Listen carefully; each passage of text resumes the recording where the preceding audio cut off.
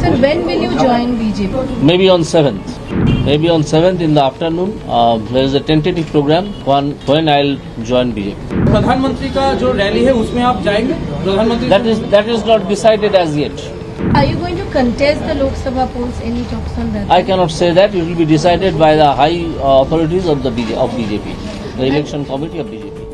हमारे पिछले वीडियो में हमने आपको कोलकाता हाईकोर्ट की एक काफी शॉकिंग खबर सुनाई थी कि जस्टिस अभिजीत गंगोपाध्याय ने रेजिग्नेशन देने का मन बना लिया है। संडे को एक इंटरव्यू के दौरान उन्होंने अपना मन हल्का करते हुए लोगों को बताया कि उन्हें ऐसा अब महसूस हो रहा है कि वे जज के रूप में लोगों को न्याय नहीं दिला सकते। न्याय दिलाने के लिए जस्टिस गंगोपाध्याय ने हिंट किया था कि वे शायद पॉलिटिक्स ज्वाइन कर सकते हैं, पर कुछ भी फिक्स नहीं था। हालांकि पॉलिटिक्स ज्वाइन करने की बात करते हुए जस्टिस गंगोपाध्याय ने एक बार फिर से अपने रेजिग्नेशन के समय भी कंट्रोवर्सी क्रिएट कर दी है। जस्टिस गंगोपाध्याय के रेजिग्नेशन देने पर जुडिशरी पर ही एक बड़ा सवाल खड़ा हो गया है कि क्या भला जजेस को इस तरह लॉ छोड़कर पॉलिटिक्स में घुसने की इजाजत देनी चाहिए या नहीं, और वो भी सीधे एक हफ्ते के अंदर। जहां इस सवाल पर लोग सोच विचार कर ही रहे थे, वहीं जस्टिस गंगोपाध्याय को एक बार फिर से टीएमसी की फटकार सुननी पड़ी है। इसलिए क्योंकि टीएमसी ने कहा है कि जब जस्टिस गंगोपाध्याय लॉ छोड़कर पॉलिटिक्स में घुसना चाह रहे हैं तो ये साफ है कि उन्होंने पॉलिटिकल ऑर्डर्स पास किए हैं,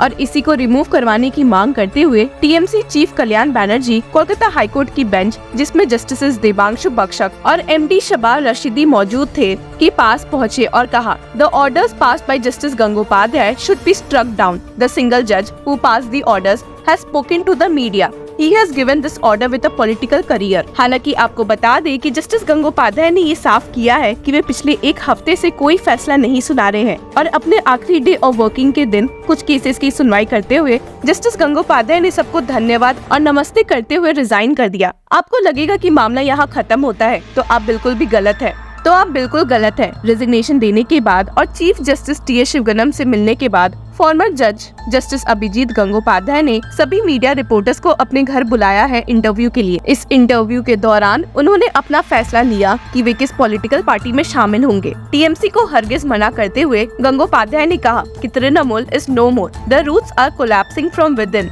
this team is no longer there. हालांकि इन सब के बावजूद भी उन्होंने कहा कि वे टीएमसी के लिए शुक्रगुजार है, जिन्होंने उन्हें पॉलिटिक्स में उतरने के लिए चैलेंज किया था। सीपीएम और कांग्रेस की बात करते हुए गंगोपाध्याय ने कहा, I will not join CPM because I believe in God. I believe in religion. I will not match them. Congress is a party of family zamindari. Educated people like Jairam Ramesh lives here, but they don't get posts. Leaders like Rahul Gandhi have to be left behind. तो बची तो अब सिर्फ BJP party, और इसके बारे में reporters को बताते हुए गंगोपाध्याय ने कहा है कि वे बीजेपी को ही ज्वाइन करने वाले हैं, और ये 7 मार्च को हो जाएगा। बीजेपी को ज्वाइन करने के पीछे का कारण बताते हुए जस्टिस गंगोपाध्याय ने कहा, बीजेपी को ज्वाइन करने के पीछे का कारण बताते हुए फॉर्मर जज जस्टिस गंगोपाध्याय ने कहा कि वे ही इकलौती ऐसी पार्टी बची है जो टीएमसी को जड़ से उखाड़ कर फेंक सकती है। हालांकि जब मीडिया रिपोर्टर्स ने उनसे पूछा कि उस बात का क्या जब बीजेपी लीडर शुवेंदु अधिकारी को नारादा केस में पैसे दिए गए थे एज अ ब्राइब, इस सवाल का फटाक से जवाब देते हुए गंगोपाध्याय ने कहा कि Suvendu is the victim of conspiracy. हालांकि जब मीडिया रिपोर्टर्स ने पूछा कि टीएमसी लीडर्स को भी आए दिन ब्राइब लेते देखा जाता है, तो क्या वे भी कॉन्स्पिरेसी के विक्टिम्स है,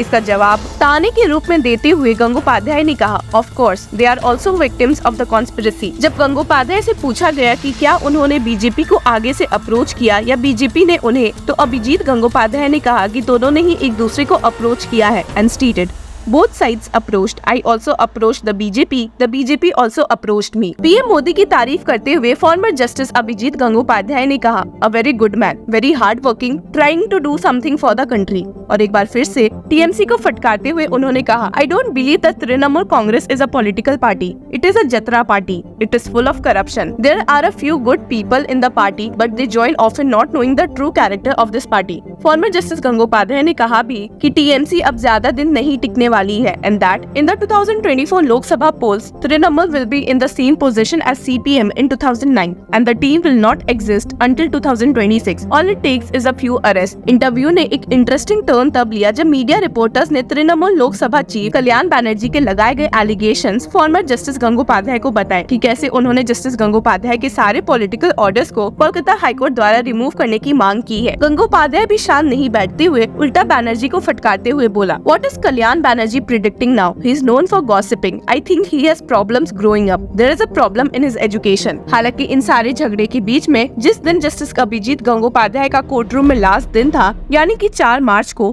काफी इमोशनल रहा था। जैसे ही ये बात आग की तरफ फैल गई कि जस्टिस गंगोपाध्याय का आखिरी दिन है, दूर दूर से लोग मौजूद हो गए उन्हें रोकने के लिए कि वे लॉ छोड़कर ना जाए। हालांकि जस्टिस गंगोपाध्याय ने कोर्ट रूम में मौजूद सारे लॉयर्स को समझाने की कोशिश की कि उनका समय एज अ जज खत्म हो चुका है। आपको बता दे कि जस्टिस गंगोपाध्याय को जज ऑफ द पीपल बोला जाता है और ये बात सच भी दिखाई दी थी जब कोर्ट रूम में उनके द्वारा दिए फैसलों के कई पार्टीज जस्टिस गंगोपाध्याय को धन्यवाद करने के लिए दूर दूर से मौजूद हुए थे। कई लोगों को जस्टिस गंगोपाध्याय ने रिलीफ दिया था और वे सभी उनके सामने मौजूद होकर रोने लगे कि भला वे उन्हें छोड़कर चले जाएंगे तो उन्हें न्याय कौन देगा। कोर्ट रूम में ही एक महिला रोने लगी और कहा, Hearing of my case is over. Only the order is pending. Now you are going. Where will I go? This room has been a temple for people like us.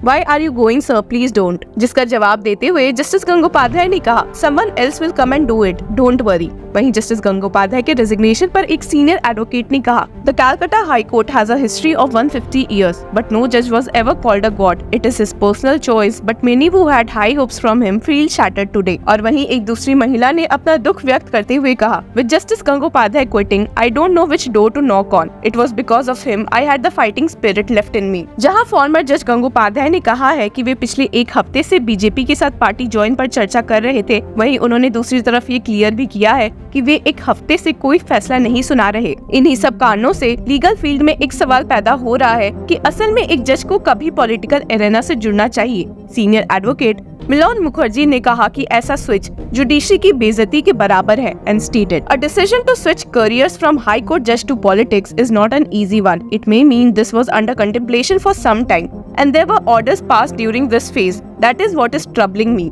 वही former Bengal advocate general Jayanta Mitra ने कहा, This has brought disrepute to the Kolkata High Court and I for one am relieved that one of the most acrimonious chapters in the history of the Kolkata High Court is now behind us.